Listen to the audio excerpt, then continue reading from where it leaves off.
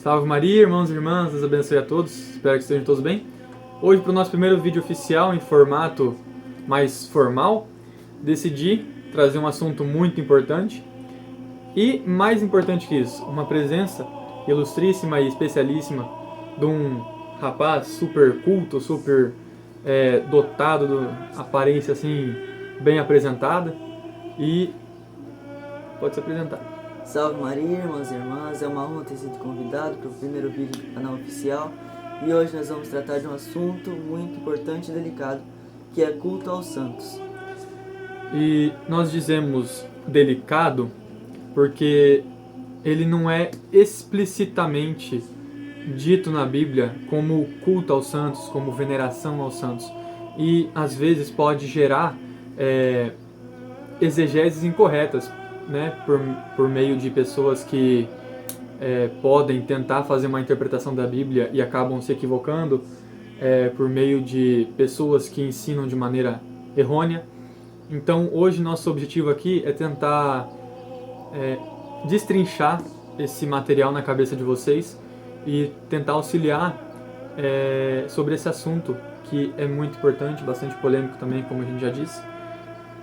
E também a gente quer pegar no primeiro tópico como a mediação de Nosso Senhor, porque nossos irmãos protestantes falam que a gente adora os santos, que Nossa Senhora, a gente considera Nossa Senhora como mediadora junto de Cristo, mas a gente está aqui para destrinchar.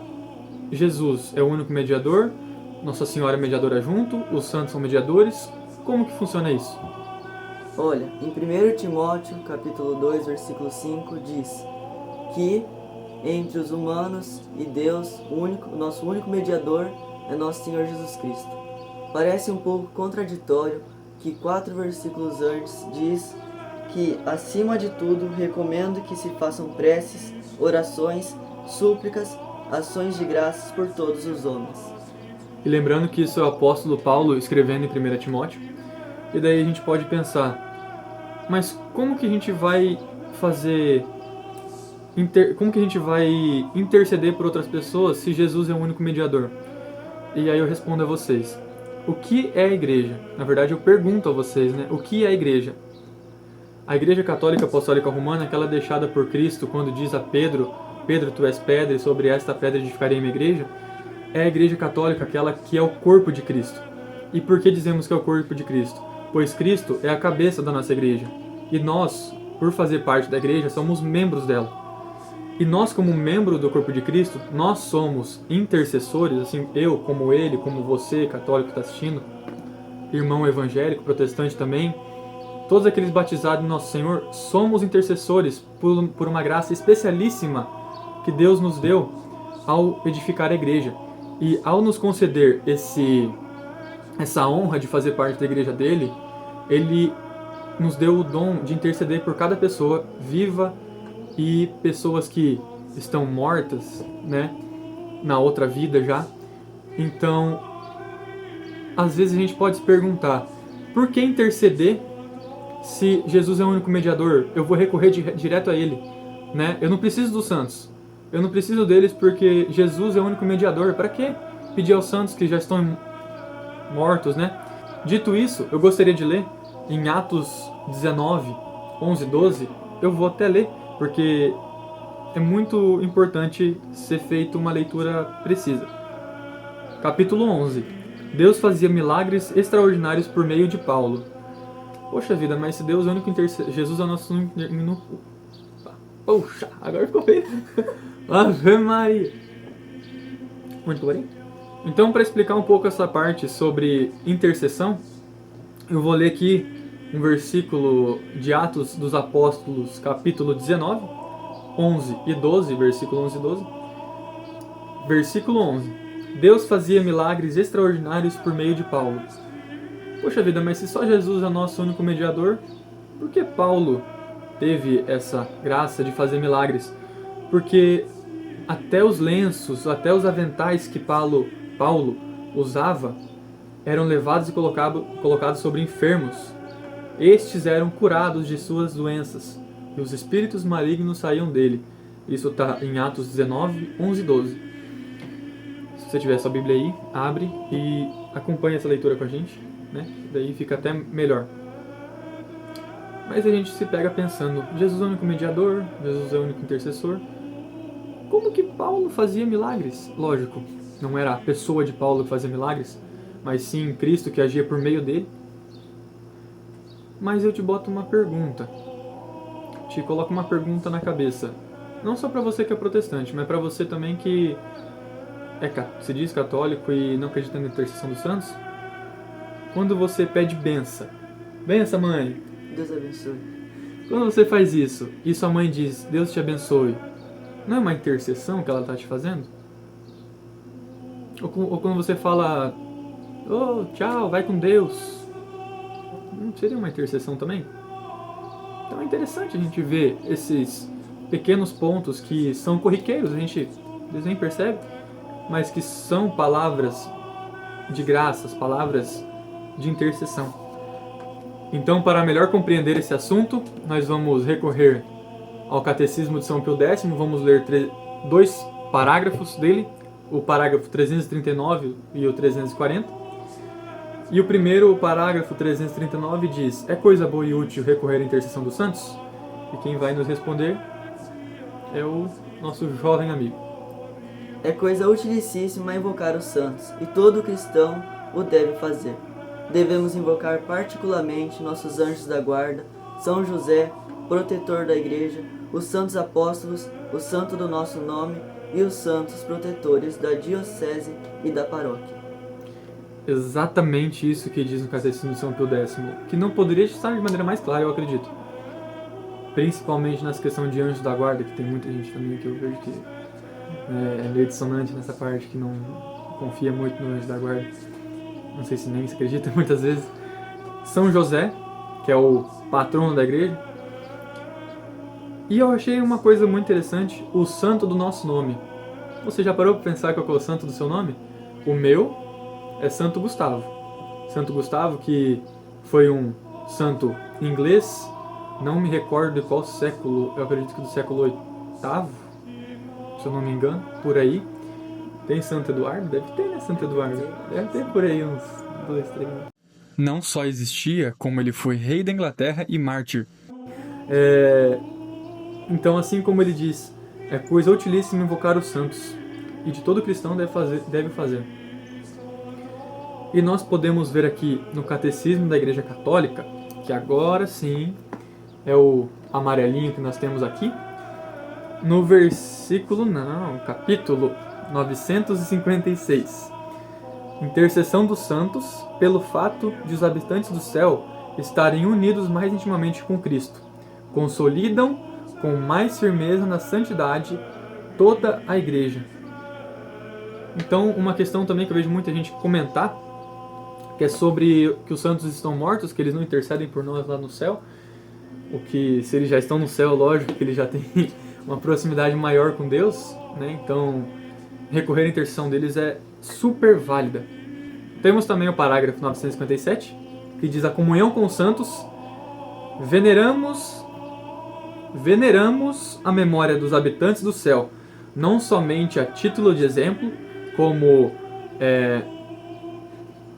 exemplos de como seguir na fé, porque é bom a gente se espelhar naqueles que já alcançaram a glória de Deus, né? Então, vamos ter humildade, baixar a cabeça e falar: realmente, eu sou um pecador, igual o padre Paulo Ricardo já diria, eu sou um pinico, sujo, cheio de mosca, que merece o fogo eterno do inferno, mas vamos recorrer àqueles que já alcançaram a glória de Deus.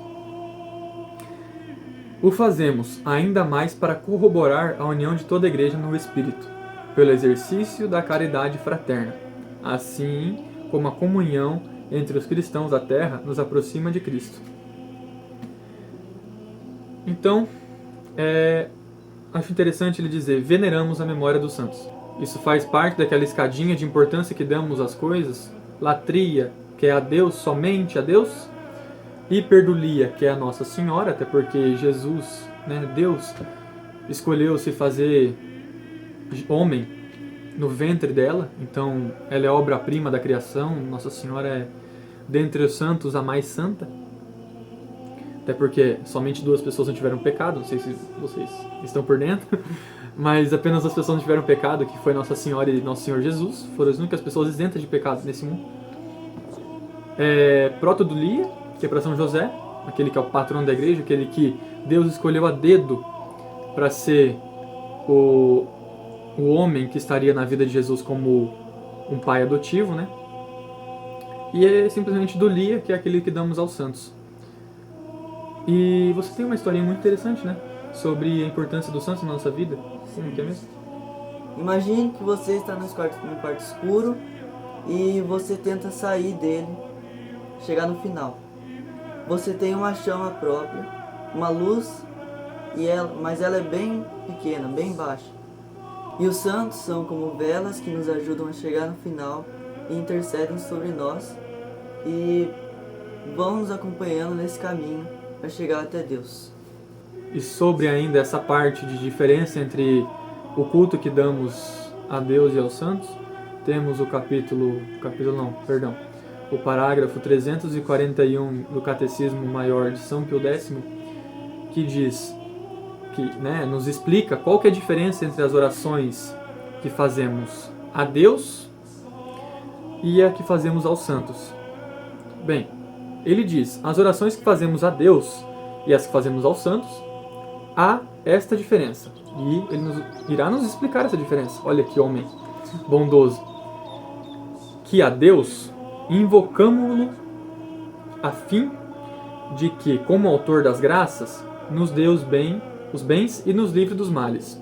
E aos santos invocamo-los para que, como advogados, junto a Deus, intercedam para nós. Ou seja, Deus está aqui. Vocês não vão ver, mas eu tô mais baixo que meu pé aqui. Eu tô lá no fundo do poço. Se eu olhar para cima assim, não é o céu, é o fundo do poço, eu tô mais para baixo. E os santos, como pessoas que já estão um pouco mais acima do fundo do poço, tipo, já estão aqui próximos de Deus, assim, porque eles já estão no céu, eles podem interceder pela gente diante do Pai, do Filho e do Espírito Santo, que são um único Deus. Então, vou aproveitar, já que eu peguei na minha mão, e falar das imagens. Porque muitas vezes as pessoas têm essa confusão. Já que, vamos pegar a Bíblia, já que adoramos a Bíblia, não adoramos a Bíblia nesse sentido de colocar no lugar de Deus. Adoramos ler ela, porque é a palavra que Deus deixou pra gente.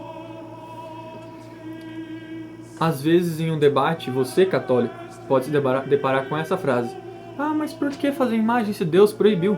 Em Êxodo 20, capítulo 20, versículo 4. Não farás para ti escultura nem figura alguma do que está acima nos céus, etc. Você já ouviu isso alguma vez? Já foi questionar? Já foi questionar sobre isso? Alguma vez? Não? Olha, que bênção, porque já passei muito nervoso com isso. E pra vocês aí, essa vai ser uma boa, porque eles simplesmente esquecem do versículo anterior,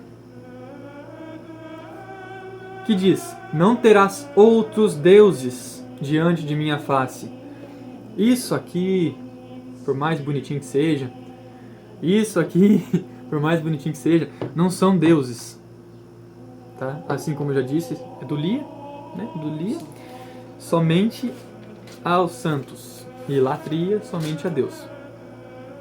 Tanto que, versículo 10 do capítulo 25 de Êxodo, versículo 10. Farão uma arca de madeira de acácia, seu comprimento será de 2 côvados e meio, sua largura, etc. Farás 2 querubins de ouro, e farás de ouro batido nas 2 extremidades. Ou seja, que Deus é esse que um momento fala que não terás outras imagens, não terá outros deuses, mas depois fala para fazer imagem? Não é que Deus se contradiz, é que nós nos enganamos. Então, espero que sirva como um auxílio, no aprendizado, na caminhada de vocês. Tem alguma coisa para dizer, alguma coisa para acrescentar? Não, acho que não. Show de bola. É isso aí. Se tiverem alguma dúvida, deixem nos comentários. Não sei o que faz, eita bexiga. Mas deixem nos comentários alguma dúvida que vocês têm, alguma crítica, lógico. por favor, sempre mantendo respeito. E é isso. Salve Maria, Deus abençoe, até a próxima. Tchau.